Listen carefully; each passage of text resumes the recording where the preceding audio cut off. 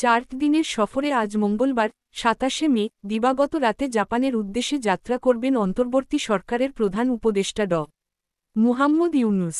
এই সফরে কয়েকটি গুরুত্বপূর্ণ ঘোষণা আসতে পারে, যার মধ্যে বাংলাদেশকে $1 বিলিয়ন বাজেট সহায়তার ঘোষণা দিতে পারে জাপান।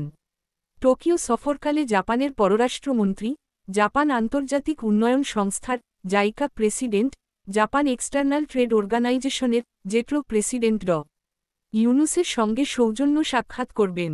প্রধান উপদেষ্টা একটি বিজনেস সেমিনারে অংশ নেবেন, সেখানে তিনি জাপান থেকে বাংলাদেশে আরও বেশি বিনিয়োগের আহ্বান জানাবেন। সরকারের কর্মকর্তারা জানিয়েছেন, 27শে মে মঙ্গলবার দিবাগত রাতে টোকিওর উদ্দেশ্যে ঢাকা ছাড়বেন প্রধান উপদেষ্টা। তিনি আগামী 29শে মে জাপানের টোকিওতে অনুষ্ঠেয় নিক্কেই ফোরামে অংশ নেবেন। পরদিন 30শে মে জাপানের প্রধানমন্ত্রী শিগেরু ইশিবার সঙ্গে দ্বিপক্ষীয় বৈঠক করবেন ড ইউনূস। দুই শীর্ষ নেতার বৈঠকের পর 5টি সমঝোতা স্মারক ও চুক্তি সই হতে পারে, যার মধ্যে প্রতিরক্ষা খাতে সহযোগিতা নিয়ে একটি চুক্তিও রয়েছে।